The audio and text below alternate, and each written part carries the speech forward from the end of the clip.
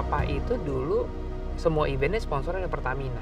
Dia bilang akan dibantuin suatu hari, tapi buktiin dulu kalau kamu emang pantas disponsorin sama Pertamina.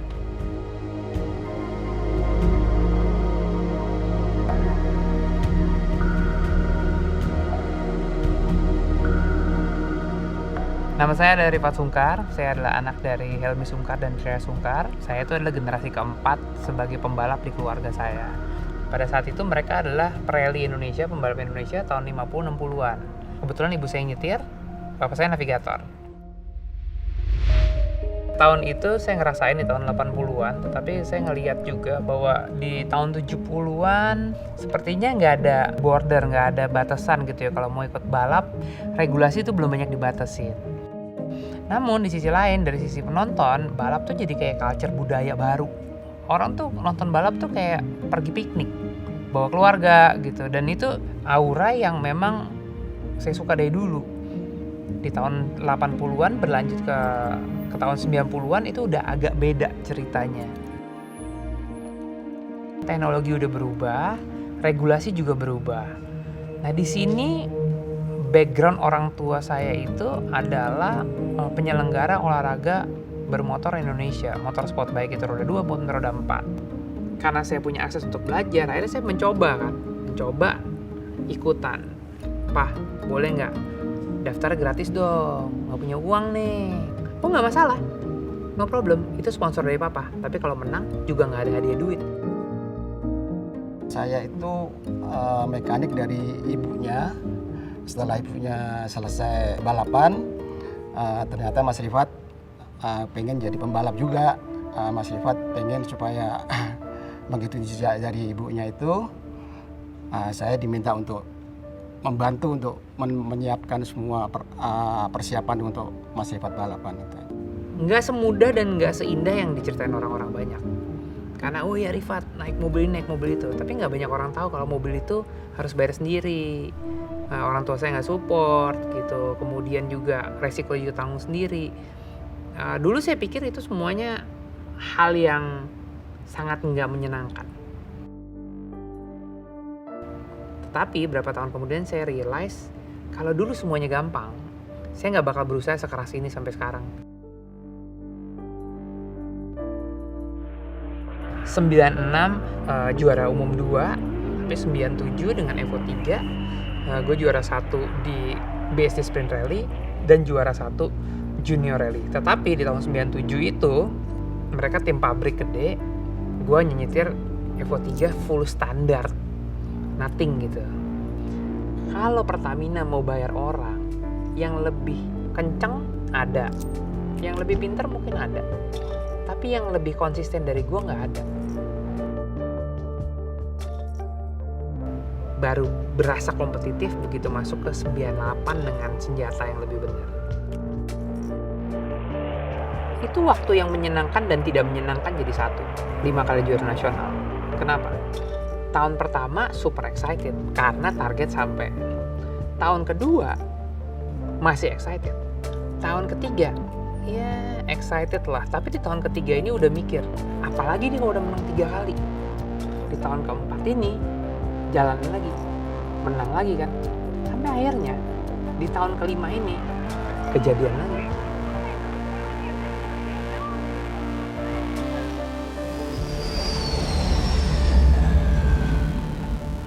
Kayak pacaran aja, kalau putus kan dicariin ya. Tapi kalau sama-sama kan biasa aja. Jadi begitu putus hubungan karena emang kontraknya udah habis, akhirnya di suatu hari ada yang nyariin. Gimana, masih bisa lagi ya? Oke, no problem. Tapi saya mau komitmennya kalau kita mau keluar negeri. Nah, mereka pada saat itu bilang fair and square. Akhirnya 2006 berangkat Asia Pasifik dari yang sekian lama ditunggu. Akhirnya dia datang juga.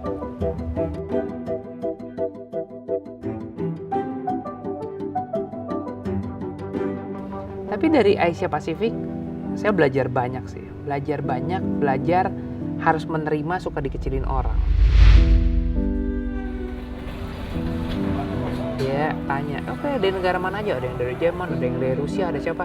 Terus gue angkat tangan, oh dari Indonesia. Oh mungkin Indonesia. Indonesia sebelah mananya Bali ya?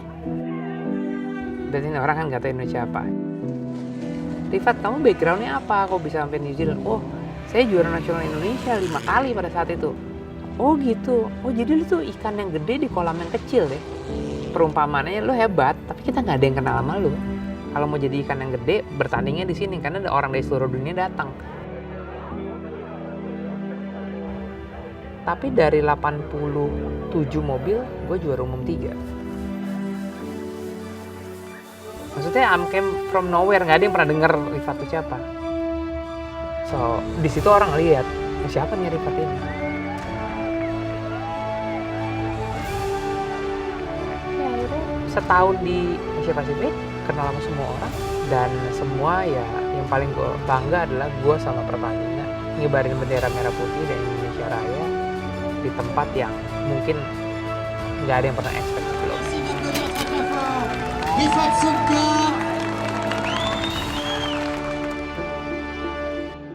Kita tuh nggak bisa balapan tuh jadi pembalap aja, nggak bisa. Karena not every legend is a champion and not every champion necessarily become a legend. Kalau lu nggak bisa jual diri lu sendiri gitu. Akhirnya belajar dari Ken Block adalah gimana caranya bisa mempopulerkan diri dan menyenangkan sponsor. Kami berusaha untuk bisa membawa nama baik Indonesia di ajang kejuaraan internasional dengan misi yang kami bawa adalah memperkenalkan produk perumahan Pertamina di benua Amerika.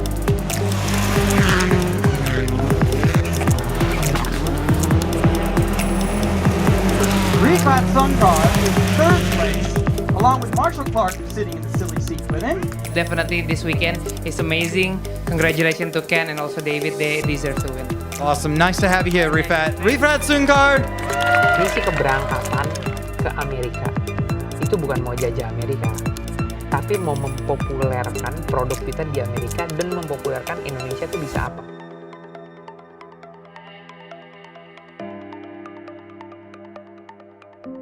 Sekarang paling gampang gini deh, kalau WRC sampai hari ini masih naik F6, nonton nggak? Enggak kan? Karena udah berubah zamannya. Keluarlah Pajero dari Mitsubishi bilang, pokoknya harus menang. Dari Pertamina juga bilang, ya kita bisa support. Karena kita punya fast run diesel. Oke, kita buktiin aja sama-sama. Tapi yakin nih balapan naik mobil diesel?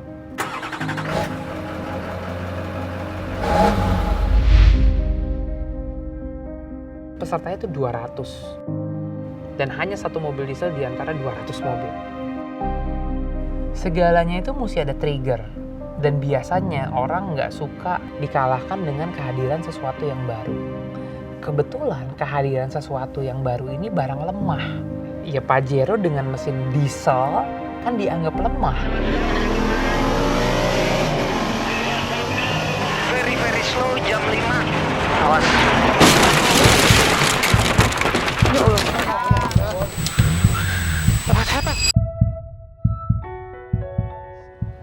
Jujur di speed off-road itu salah satu kecelakaan yang sangat besar karena loncat dari bukit mungkin tinggi bisa dibilang 15 meter kali ya. Apakah memori itu selalu menghantui ke depannya gitu? Apakah mempengaruhi performance ke depannya juga gitu? Karena itu di lowest point of my career juga. Hidup itu kayak nyetir mobil. Kaca depan lebih gede daripada kaca spion karena masa depan lebih penting daripada masa lalu. Masa lalu cuma buat diintip aja. Jadi kalau udah kelewat tadi, udah. Biasanya orang itu bikin kesalahan setelah membuat kesalahan pertama yang dia bisa benerin. Jadi kalau udah lewat, ya udah. Nggak bisa dibenerin. Mobilnya bisa dibenerin. Perasaannya, memorinya, ya dilupain aja.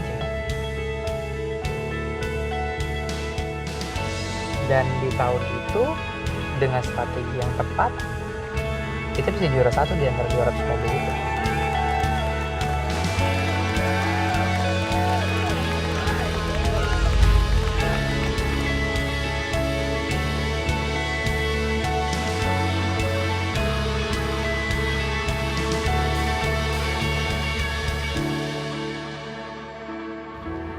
...20 tahun bersama Pertamina, menurut saya itu adalah suatu hal yang sangat berharga sekali bahwa Pertamina itu bukan sponsor tapi partner kehidupan. Karena Indonesia talentnya banyak, ada yang ikut F1 pada saat itu Rio Haryanto, ada yang ikut GP2 Sean Gelael, generasi sebelumnya ada Ananda Mikola, Moreno, Satrio Hermanto, Zahir, itu semua didukung oleh Pertamina. Dan ini ngebuktiin kalau Pertamina itu bisa membuat prestasi dunia. Harapannya adalah ke depannya mereka bisa juga punya program pembinaan untuk anak-anak yang usianya muda. Mereka bisa membina ini untuk menjadi Indonesian Future Champion. Mike, lagi ngapain? Lagi liatin buku ini. Coba lihat sini. Kok nggak ada lagi Pak penggambarnya? Mereka Tahu nggak bisa- kenapa kosong? Kenapa? Soalnya yang kosong ini Iya. itu untuk Future Champion. Dan Papa belum tahu orangnya siapa. Mungkin aja Maika. Mau jadi Future Champion? Mau. Bener. Iya. Nanti fotonya banyak ya Papa. Di umur saya 45 saya akan berhenti dari balapan. Pasti. Bukan karena nggak bisa nyetir. Dan bukan semata-mata mau kasih kesempatan gratis buat orang biar menang gantiin saya. Karena itu nggak gitu prinsipnya. Saya akan kasih pressure yang besar untuk generasi berikutnya. Karena dari dulu saya nggak dapetin menang tuh gampang. Saya dapetin menang tuh susah. Fat, lu udah mulai pelan. Enggak, bukan. Mereka yang udah mulai kencang. Gue pasti bangga banget. Ya, harapannya Pertamina dengan semua networknya seluruh Indonesia ini, mereka juga bisa melihat talent-talent yang ada di luar kota, sehingga talent-talent ini nggak melewatkan kesempatan waktu emasnya mereka untuk bisa berjuang dan menjadi yang terbaik di dunia.